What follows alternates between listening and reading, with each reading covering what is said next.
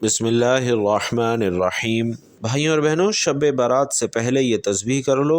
یہ تسبیح 7 آسمانوں سے 7 زمینوں سے بڑا اسم اعظم ہے۔ یہ عمل کرنے کے بعد جس چیز کو دیکھو گے انشاءاللہ وہ تمہاری ہو جائے گی۔ انشاءاللہ جو دعا کرو گے وہ اللہ ضرور قبول فرمائے گا انشاءاللہ۔ ناظرین، اگر آپ اس کو 41 مرتبہ میرے بتائے گئے طریقے کے مطابق پڑھتے ہیں تو انشاءاللہ اللہ کریم آپ پر مہربان ہوتے ہیں، کیونکہ اللہ کریم انسان کی دعاؤں کو سننے والے، قبول فرمانے والے ہیں۔ تو آپ نے ضروری عمل کو کرنا ہے۔ اللہ تعالیٰ اپنی مخلوق کی دعاؤں کو سنتا ہے، قبول فرماتا ہے، اور اس لیے اسے مجیب کہا جاتا ہے، کیونکہ وہ ہر سائل کے سوال کا جواب دیتا ہے، پکارنے والے کو پکار کر جواب دیتا ہے۔ اللہ تعالیٰ خود فرماتا ہے کہ وہ کون ہے جو پکارنے والے کی اس طرح بھی پکار کو قبول فرماتا ہے، کیونکہ اللہ تعالیٰ تو مجیب ہے، وہ مظلوموں کی پکار کو سن کر ان کے ظلم کا تدارک کرتا ہے۔ اللہ مجیب ہے کہ وہ دکھیوں کی صدا کو سن کر اس کے دکھ کا اندازہ کرتا ہے، اس کے دکھ کا ازالہ کرتا ہے۔ اللہ مجیب ہے، جب کوئی پریشان حال اسے مدد کے لیے بلاتا ہے تو اس کی مدد ضرور فرماتا ہے۔ اللہ مجیب ہے کہ وہ اپنے ولیوں کو اپنا بنا کر ان کی ہر صدا پر لطف و کرم کا اظہار فرماتا ہے۔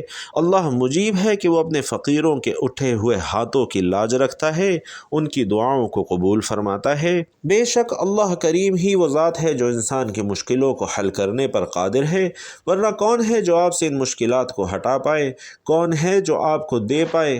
کوئی بھی ایسی ذات اللہ کریم کے سوا ہے ہی نہیں جو آپ کی مشکل میں آپ کے لیے امید کیے قرن ہو۔ بے آسرا، نا امید، پریشان حال، مایوس لوگوں کے لیے اگر کوئی ذات ہے تو وہ صرف اور صرف اللہ کی ذات ہے، جو ناممکن کو ممکن بنانے پر قادر ہے، جو 100% دعا کو قبول کرنے والی ذات ہے۔ آپ بھی اگر اپنی الٹی تدبیروں سے، بیکار ہوتی کوششوں، ناکام ہوتے منصوبوں، پرانے سے پرانے جادو جنات، بندشوں اور سخت ترین بیماریوں میں پھنس چکے ہیں تو انشاءاللہ تعالی ناظرین، آج کا جو عمل ہے وہ آپ کو انشاءاللہ بے نیاز کر کے ہر مشکل سے نکلنے کا راستہ بنا دے گا، ناممکن کو ممکن کر دے گا۔ انشاءاللہ ہر قسم کی بیماری، پریشانی آپ کی حل ہو جائے گی، اور اللہ کریم آپ کے معاملات میں خوب خیر و برکت کے ٹھنڈے بادل نازل فرمائیں گے۔ اللہ کریم آپ پر امن کی شمع کو روشن فرمائیں گے اور آپ کو آسانیوں والی زندگی میں داخل فرمائیں گے انشاءاللہ۔ تو ناظرین، یہ عمل ہے سورۃ القریش کے حوالے سے۔ سورۃ القریش کے حوالے سے کہا جاتا ہے کہ سورت میں اتنی برکت ہے، اتنی طاقت ہے کہ یہ آپ کو بے پناہ فائدہ پہنچانے پر قادر ہے۔ اگر آپ تباہی کے دہانے پر بھی پہنچ چکے ہوں، یا کسی چیز کی بندش کی وجہ سے، یا آپ پر قرض ہے اور اتنا قرض ہے کہ آپ فاقہ کشی پر مجبور ہو گئے ہیں، آپ یہ عمل تب بھی کر لیتے ہیں تو انشاءاللہ برکت کے حوالے سے بے پناہ فائدہ دے گا۔ برے سے برے حالات سے بھی انشاءاللہ آپ کو نجات عطا ہوگی۔ اللہ کریم اس عمل کی برکت سے اعلیٰ اور تیز رفتار نتائج آپ کو دکھائیں گے، اور اس کا اثر آپ جلد ہی اپنی آنکھوں کے سامنے دیکھیں گے۔ آپ کی مالی حالت کسی بھی سبب سے کمزور ہو گئی ہو، اللہ کریم آپ کی اس حالت کو انشاءاللہ درست فرمائیں گے۔ بیماری سے شفا کے لیے کرنا چاہتے ہیں اور آپ چاہتے ہیں کہ آپ کو ہر قسم کی بیماری آپ کی ختم ہو، تو انشاءاللہ آپ کی تمام بیماریاں آپ کے جسم سے نکل باہر ہوں گی۔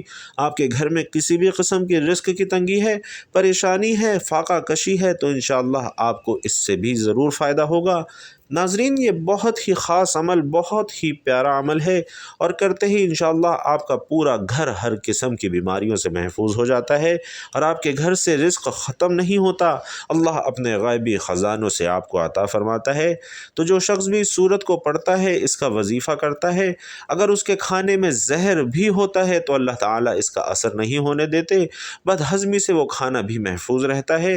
اور ناظرین، یہ ایسا با اثر عمل ہے، کہا جاتا ہے کہ معمولی سے معمولی اگر انسان کسی چیز کے لیے کرنا چاہتا ہے، یعنی سواری نہیں ملتی، سفر میں مشکلات ہیں، گاڑی آپ کی کھو گئی ہے، حتیٰ کہ کہا جاتا ہے کہ اگر گھر کی کوئی مشینری وغیرہ بھی خراب ہے، موٹر، فریج وغیرہ کوئی مشین خراب ہے، تب بھی اگر آپ یہ عمل کرتے ہیں تو اللہ کریم آپ کی اس مشکل کو حل فرما دیتے ہیں۔ آپ کی اس مشکل میں آپ کے لیے کوئی نہ کوئی راستہ اللہ تعالیٰ آسان کر دیتے ہیں۔ اسی طرح سے اللہ تعالیٰ کبھی بھی آپ کے گھر میں کسی بھی قسم کی پریشانی نہیں ہونے دیتے، ہمیشہ کے لیے گھر آپ کا بیماریوں سے، مشکلات سے امن میں آ جاتا ہے، زندگی میں سکون، چین اور برکت آ جاتی ہے، عافیت آ جاتی ہے۔ تو آپ نے انشاءاللہ تعالی اس عمل کو ضرور کرنا ہے۔ ناظرین چھوٹی سی صورت ہے، بسم اللہ الرحمن الرحیم، لإیلاف قریش ایلافہم رحلۃ الشتاء والصیف فلیعبدوا رب ھذا البیت الذی اطعمہم من جوع وآمنہم من خوف۔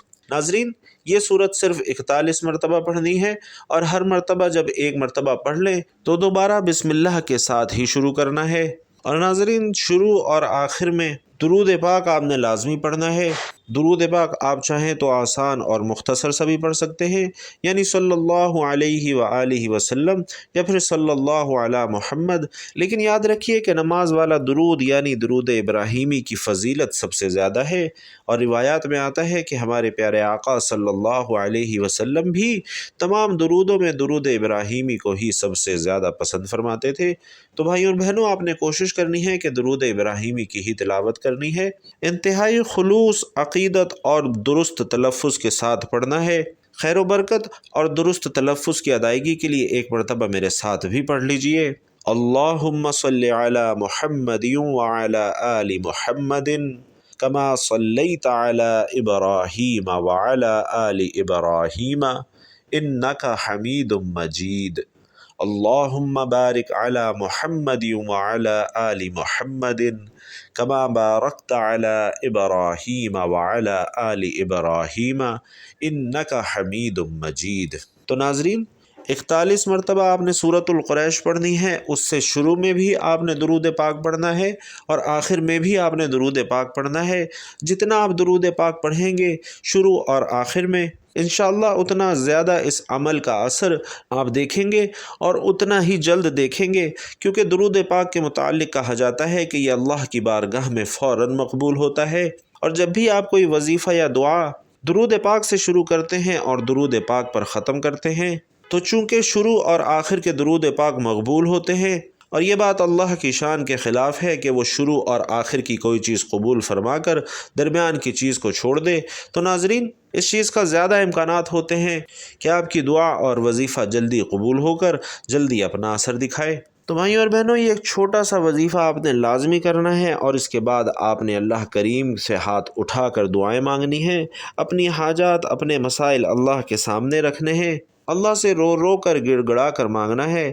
اور بھائیوں اور بہنوں یہ پورا عمل آپ نے کامل یقین کے ساتھ اللہ کی ذات پر مکمل بھروسہ رکھتے ہوئے کرنا ہے، کیونکہ ایک حدیث قدسی کا مفہوم ہے کہ اللہ فرماتا ہے میں بندے کے ساتھ ویسا ہی معاملہ کرتا ہوں جیسا وہ مجھ سے گمان رکھتا ہے۔